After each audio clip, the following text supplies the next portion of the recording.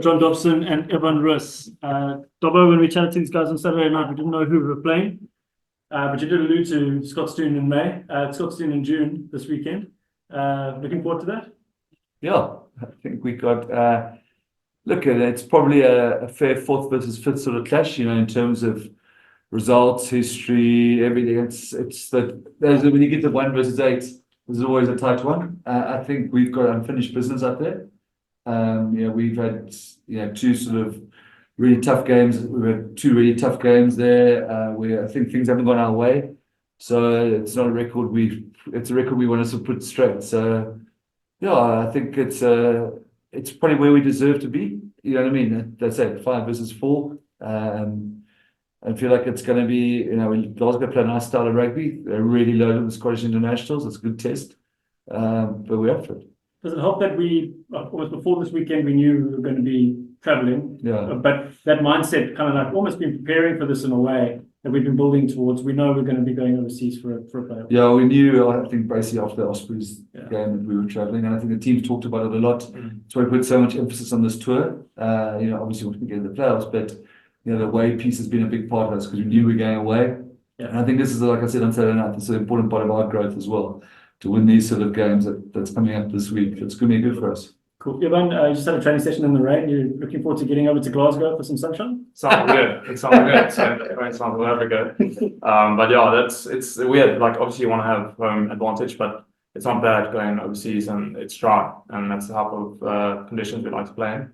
And 4G pitch as well. A lot of things can happen. So I think it's a good occasion and proper conditions to play the best rugby. So looking at the lead into this game, obviously good to get a tough SA derby the week before, but also we've now had 4 wins in a row, 2 of them away. How are you guys feeling in terms of that winning momentum and the mindset of the players? Yeah, it's good. Double is a bit of a front season, but it's also good. It's much different than the previous 2 seasons, and I think that's what builds character in teams and squads. And but yeah, as you mentioned, it's good having that momentum, especially for the playoffs. I think if you can find a rhythm in a team that can find a rhythm before playoffs, that's the ideal time to hit that how can I say, confidence peak and hopefully carry it through all the way if you make the finals. Nice one. Okay, guys. I see Percival Young's already got his hand up. Go for it, Percy. Michael, thank you so much for the opportunity. Good afternoon, Coach Dobbo. Good afternoon, Evan, kan ek met jou gou begin in Afrikaans asseblief meneer, sodat ek my kollegas ophou nie. Evan, net kortliks, jy praat van 'n ompad seisoen. Wat verwag jy hierdie naweek daar teen die Glasgow Warriors? Julle moes redelik hard gewerk het hierdie seisoen sover. Ja, lekker om te veel te hoor. Ja, dit gaan 'n taai wedstryd wees. Dis nou uitklop rond rugby. Hulle is 'n goeie coach span. Franco doen baie goed daar. En soos daarby vroeër genoem het, hulle het klomp Skotse internasionale. So dit gaan 'n goeie wedstryd wees. Hulle hou van met die bal te hard en die bal werk laat doen. So ja, ons gaan definitief getoets word hierdie naweek.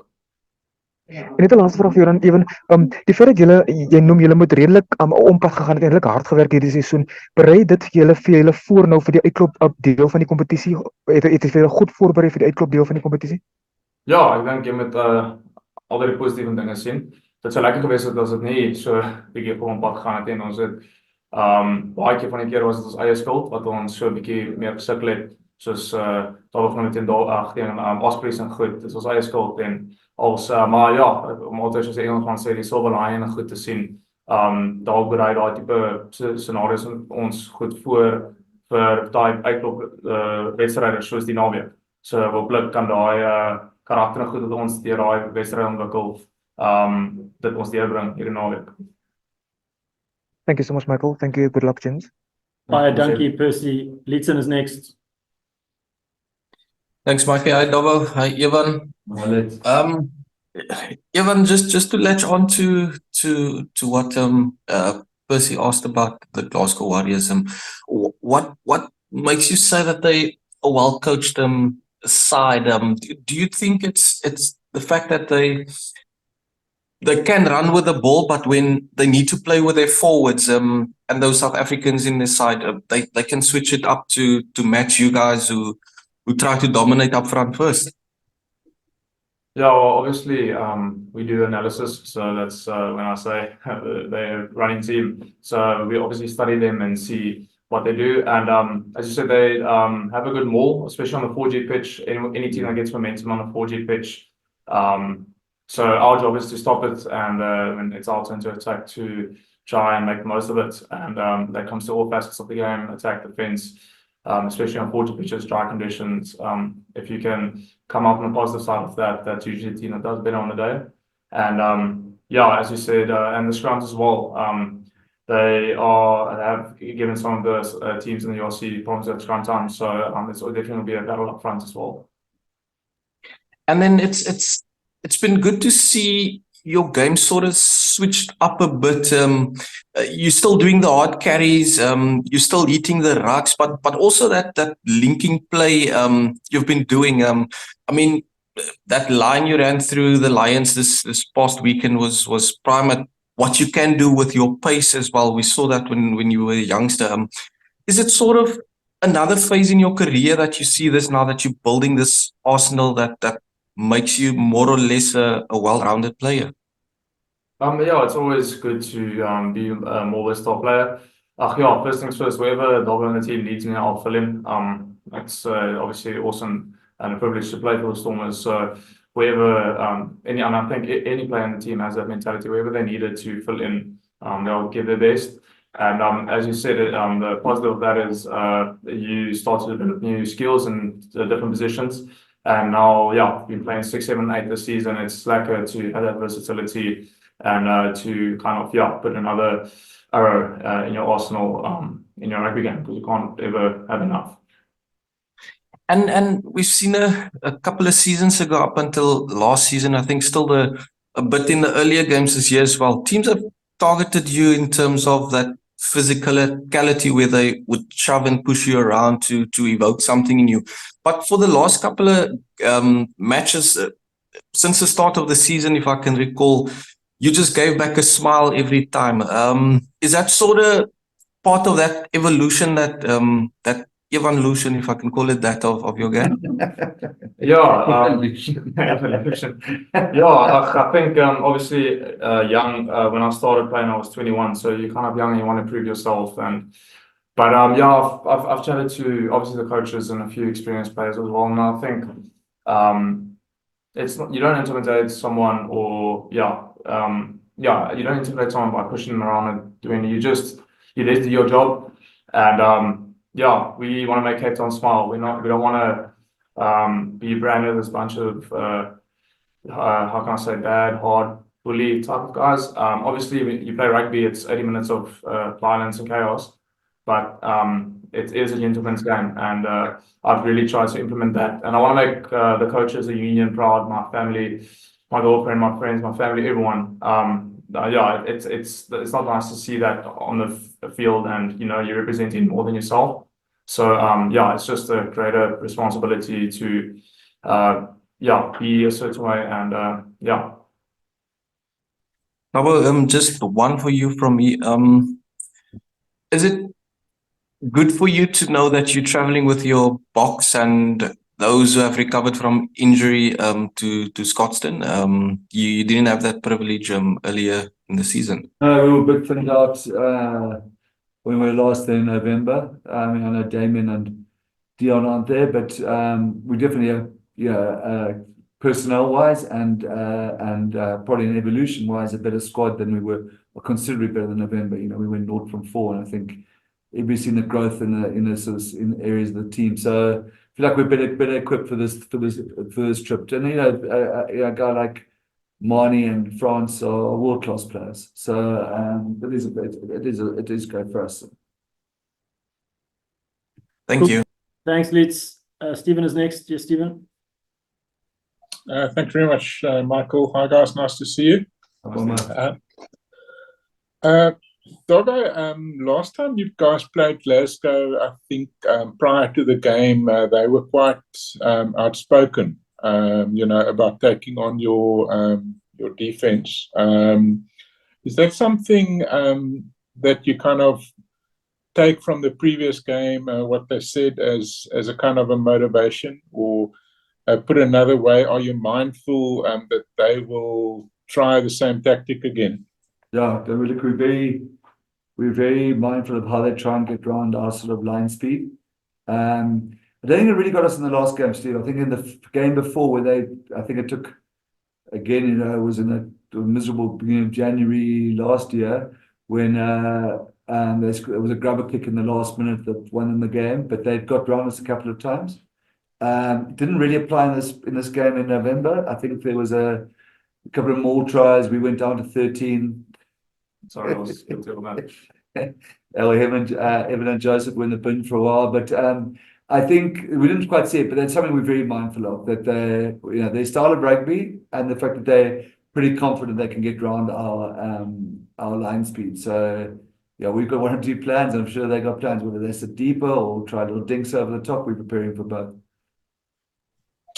And Dobbo, if I think thinking back to the last game, I thought it was one of those games that probably you should have won, because it was like almost you were clubbing them, and then you'd get a line out in there, a line out in a good place, and you'd lose the ball. If I remember correctly, I think it was the last game.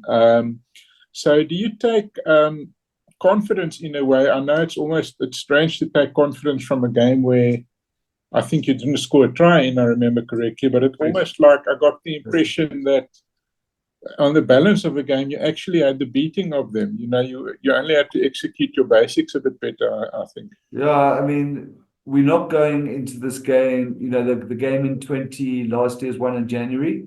As I say, it took a grubber at the end, and that's when they really did catch us with their depth and how they played. And it took a grubber. Last year, we went without our Springboks. You did right. And it was one of those nights where we felt everything went wrong. As you said, set piece, the cards. I think Sash got card charged down off it, dropped a kick off, a restart. It was just a car crash.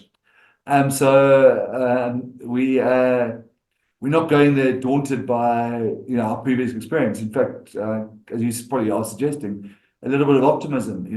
We've taken we know what Glasgow could throw at us, and we, as I said at the start of this chat, 4 versus 5. Not much between those two. It's game on. And just if you're looking at the Lions game, obviously the Lions gave them a bit of a beating, in spite of being a man down. Obviously, the Lions always have that high felt advantage with which the overseas teams struggle against. But what can you take from that game in terms of what the Lions did that could work? Yeah, we can put the field on a forklift or something. Okay, I felt, like you said, Steve, I felt that was a game Glasgow did a lot of attacking, and then they would make a mistake or an intercept, or the ball pops out and somebody passes it to Edward or JC back, and it's a try. So I think a lot. 3 o'clock at Ellis Park are very, very tricky. We see both at Loftus the whole season for any of these teams. You're still putting sunscreen on, and the ball's slippery.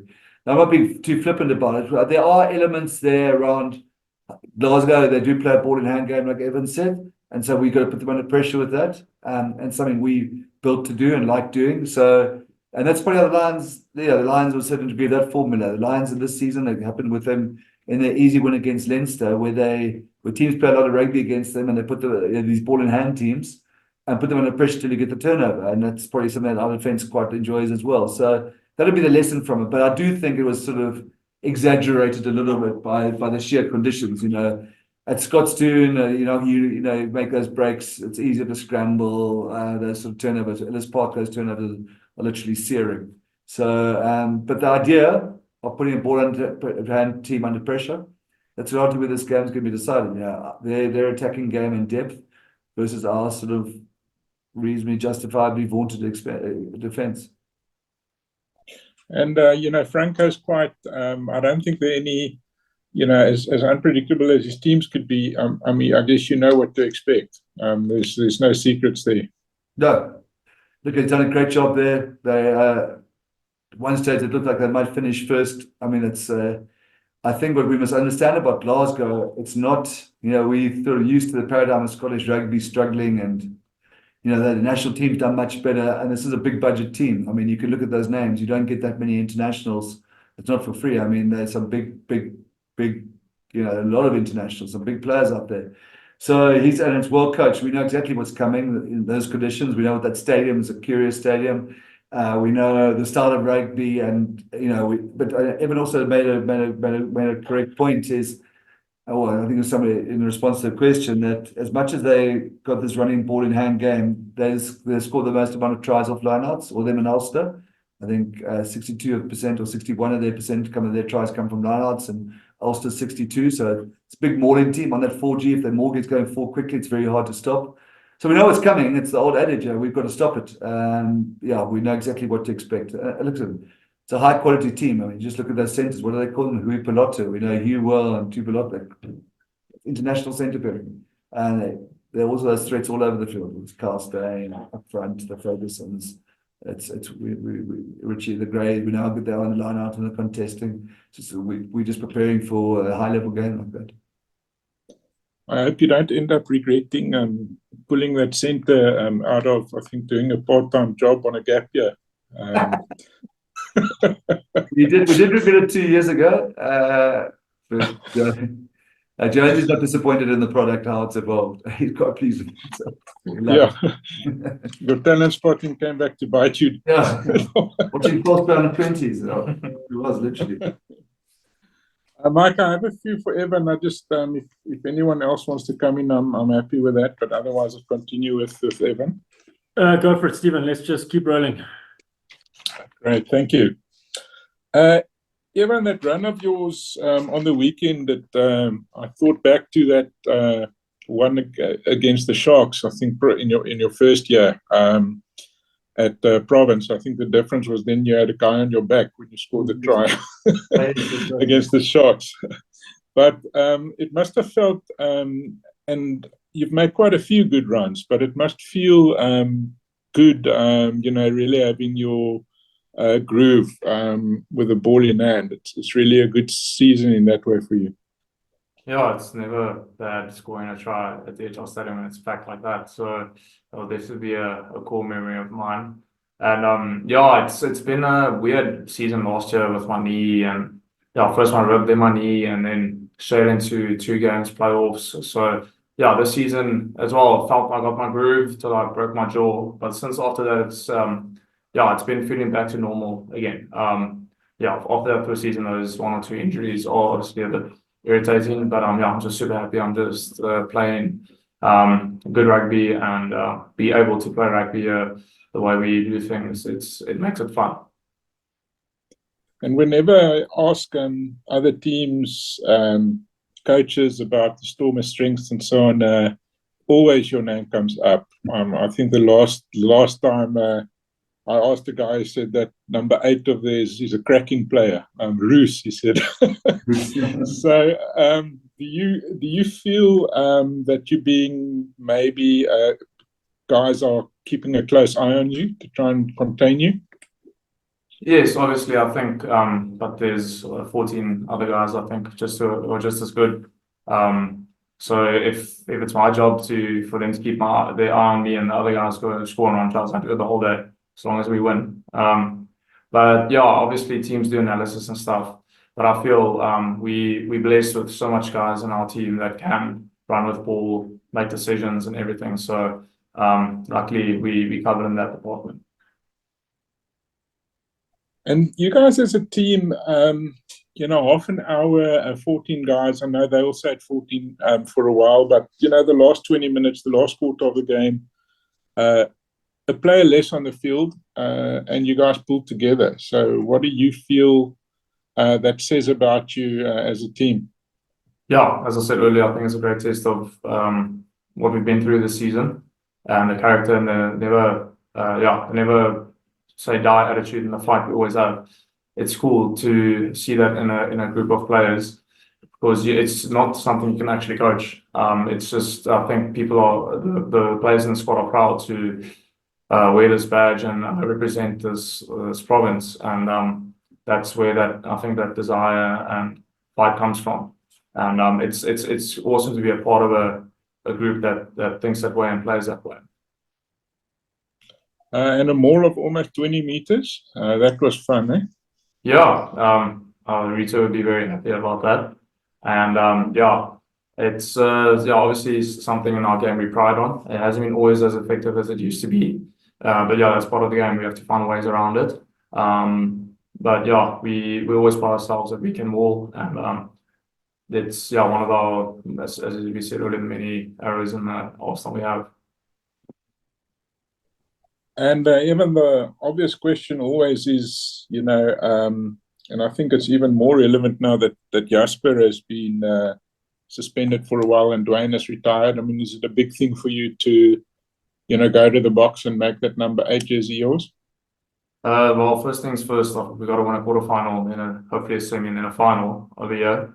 And as I always say, those things will take care of themselves. It's obviously, I'm going to laugh. It's not a dream of any South African rugby player, but I've come to learn those things will come when it's supposed to come. My first priority is now to train today and tomorrow and get on the plane, and myself and the team do our best job this weekend to secure ourselves a semi-final and then hopefully a final after that. Dobbo, just on that maul, there was I think in the previous game, there was a bit of a technicality in terms of transitioning to maul. So it's something that you must be happy that you guys got right in terms of transitioning and executing the maul. Yeah, the maul itself was much better. I think there's something you're right. There's a technical thing we've got better there. I think Evan does a very good job. It's actually one of the advantages of playing him 6. He's very good way punch. Well, I won't say too much way in that ripper roll. What was frustrating in that game was we actually coughed up 2 5-meter lineouts before that, So it's pity because the way the maul was going, we would have got more. We had a skew throw and we had a ball was contested. So that was frustration. We just got to convert more of those. But no, to see us felt like last season again when we started getting that sort of go forward. We've struggled a little bit this season as teams knew. Teams knew what we were doing in the maul wise. We've tweaked something and it seems to come off because Lions are a good defensive good maul defense team. So yeah, and Glasgow, a high contesting team. So we know it's going to be a pressure area as well. One issue that popped up the last number of weeks is kickoff receiving. Has that been a focus of yours in terms of sharpening up there? Yeah, look, it's a focus, and which we haven't got right. You saw how that game started on the weekend. Herschel took the kickoff. We're under pressure. Herschel was on the ground. We set up a breakdown. He got up, had to kick a ball in a hurry, and they ended up with the 20 line up just outside our 22. Look, we've done some good ones, but it is something we're very aware of. What Doc Moss, who I was very fond of, used to say, the old tennis saying, you haven't broken their guy's serve till you've held yours. So the old adage of you haven't scored a try till you got back in their half. And I think it's probably not our flashest point at the moment, but something we're acutely aware of and just trained now. Thanks very much, guys. Good luck. Thanks, Steve. Cool, thanks, Steve. We got Gavin, Nathan, and Sim to end. Yes, Gavin. How's it, guys? I'm not sure if I'm right in saying this, that maybe Stephen was confusing the Munster game with the Glasgow game, because it was actually, I think, if I remember correctly, the Glasgow game was your first game on the November tour. Am I right, Dobbo? I don't know if Stephen was confusing, but it was our first game of the tour. But he did have and it was that one. He did have some facts before you tear your colleague apart. No, I'm not out to do that. I actually want to make the point. Well, I don't want to make a point. I want you to make a point. It's just that because actually it was the Munster game where you clubbed them and you didn't get across the line. I think you lost by 7 points, whereas I think that it was a little bit more comprehensive in that first game. What I actually wanted to ask was like when you go on tour and you've got a 4-match tour and you're targeting certain games, and ever since that tour, you've always spoken about the 2 weaker teams, that the games that you sort of threw away. How different is it when you're going back there basically for a sort of, well, I know it's not, I mean, it's hopefully it is a tour, a 3-match tour, but when you're going back there for a sort of like a one-off game, it's all or nothing, it's a knockout game. How much different is it to going over there for a tour? Yeah, where you might have to manage players and that sort of thing. Yeah, I mean, it's a good point, Gav. I mean, it's the first time for us, we hosted every URC playoff we could. So, we told the guys to pack for a few weeks, but it's all about this Saturday. I mean, it is interesting. We got challenged, not getting into things are okay, but some of the group have already left. Staff, some are leaving at 12 tomorrow, 1 tomorrow, some are leaving tomorrow night, some are leaving on Wednesday. So it is a challenge, but the nature of it, it's very different feeling to a tour. It's building out our equivalent of our sort of franchise, or I hate that word, sorry, I hate that word. It's our union or club version of a test match. So the whole thing's about the focus on this week, our best team out, the other guys are there just to support. But I'd say it's novel. It's novel for us. We don't know if we're flying to Limerick, Pretoria, or home on Saturday or Sunday.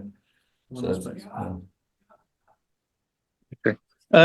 Just it's new. Just with regards to the guy sitting next to you, I wasn't actually there. It was a Friday afternoon, so you probably guess where I was. When you explained why you chose Evan at 6. If you can maybe just go through that again and just tell me how you feel he's tracking there, and also just making it a bit of a wider question, how your loose trio is tracking at the moment, because it's an interesting loose trio. Yeah, look, I mean, I think the injuries to Nama and Dion did put us under a bit of pressure. We went into it there with Marcel and Billy, but neither of them are sort of out and out. Neither of them really steal. I mean, I think Billy could be talked to. Marcel's a real 7-8 high intensity worker and carry a really good player.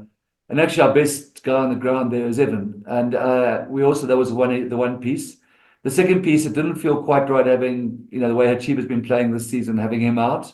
I think BJ has cemented himself as 7th thing. I think the third element would be that 6 and 8, if you look at Dion and even at how well Evan's playing at the moment, are very similar now, in that you're carrying the ball between the trams a lot and working a lot there with both defensive and offensive breakdowns, which he's very good at, whereas our 7s tend to be a little bit wider.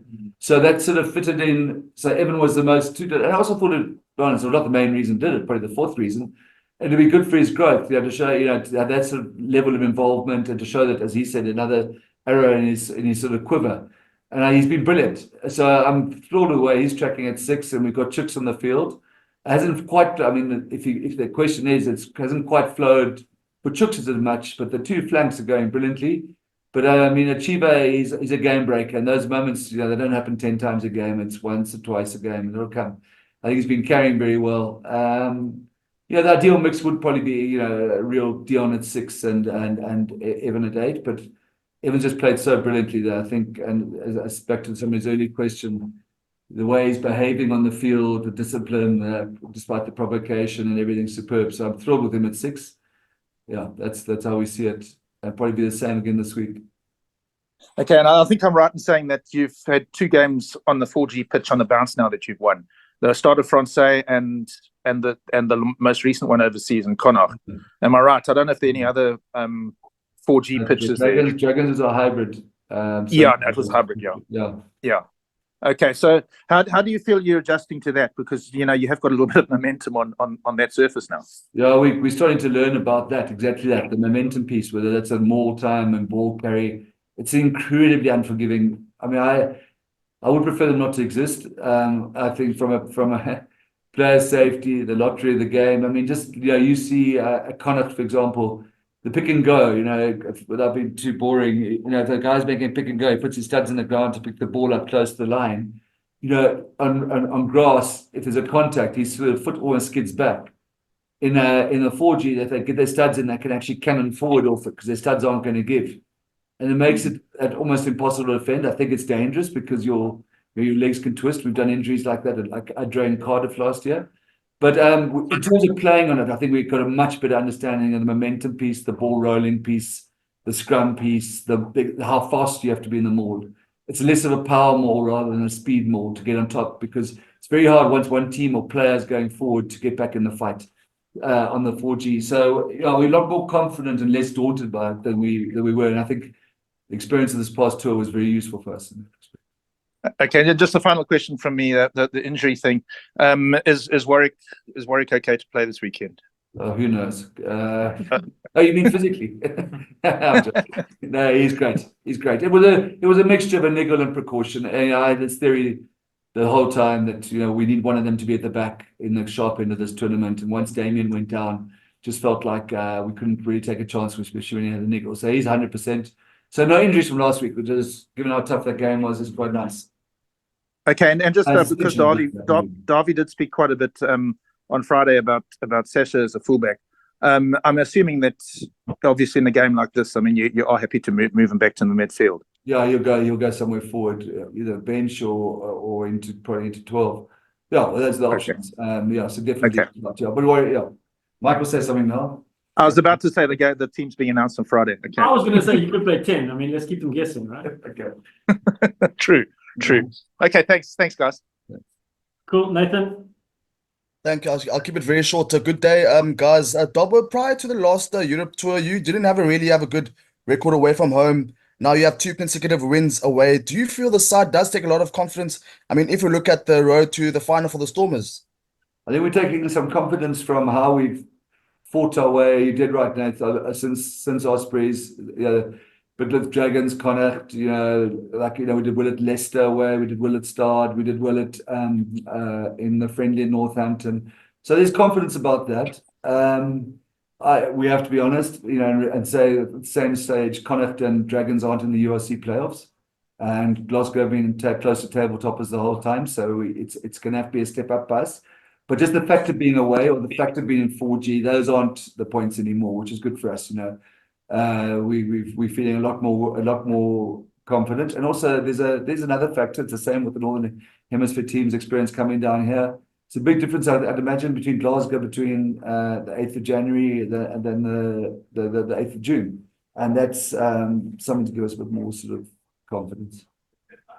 Then secondly, just touch on Gavin's question, but from the person in question, Evan, just talk us through how are you enjoying the role at the Stormers, playing all 3 loose forward positions, and do you feel there are areas you need to get better in, which could in a way assist you in getting chosen for a spot in the box setup? Yeah, there's always room to improve. It has been great playing all 3 loose forward positions. Broadens your expertise and you learn new things playing all 3. But as Dobbo said, luckily the difference between 6 and 8 isn't too much. Same type of role in the team, and so that's been good. The only more of a difference is 7 on our setup. Yeah. But yeah, still happy and grateful to have learned a bit of those skills if it's ever needed wherever I play. And yeah, with the box, as I said earlier, those things look after themselves. My job is for the Stormers now.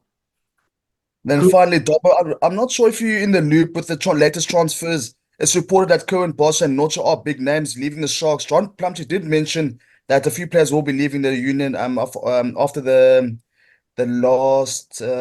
second last URC game.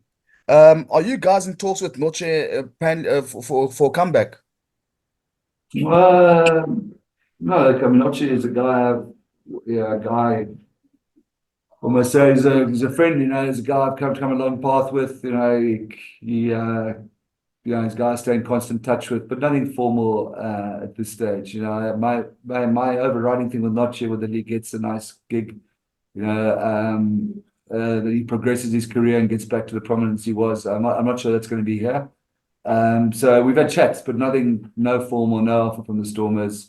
And so yeah, that one's fluid. I was hoping he'd be extended there. I generally just want Noche to be okay. As I say, he's a guy I've had a 10-12 year relationship with, and as much as I'd love him back here because how much I like him personally, he must do what's right for his career, and I've got to do what's right for his union, and our timing might not be quite right now. One thing we probably this season overstocked a little bit on loose forwards. Some guys couldn't get the game time, like a guy like Billy dropped a lot of game time, a guy like Junior dropped a lot of game time. So we can't just bring it. I think we actually need to be a little bit thinner there. So it's probably going to be unlikely. Our timing might be out as much as I love Noche. Cool. Thank Thanks, you. Nathan. Sim to end. Yes, Sim. How's it, guys? How you doing?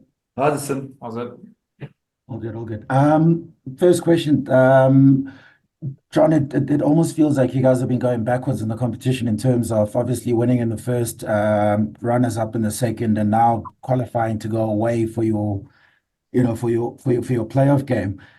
Just from a psychological perspective, I must admit, you guys look quite relaxed. Is it less pressure in a strange way because there's no expectation of you going, hopping on a plane and having to do it there?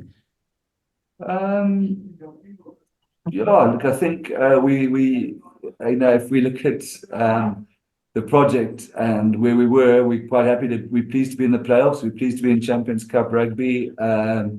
Yeah, there's a little element. I mean, we'd love to play at DHL Stadium, but we know that for this team to really progress and become what we want to become, we have to win these games on the road. So, funny way I'm welcoming it.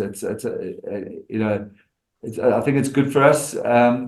Ironically, I think Mike can correct me here, but we went 12 from 18 all 3 years. So I don't think we really feel like we're going backwards in that respect. The other teams have got a couple more points than us and other results. But I think our win ratio is exactly the same, unless I could well be wrong, so, but I'm pretty sure it is that. There might have been a drawing one. In terms of the season, how it's gone for us, I'd agree with you, Sim. It's been, since we last went on the tour earlier on, we felt like I said to the team last week, we had a knife to our throat for a large part of the season, and that adds the pressure. And the fact that we punched through that, like we have, to finish fifth, I think is good, because I think when we came back from the tour, we were 13, which is very much like our first season.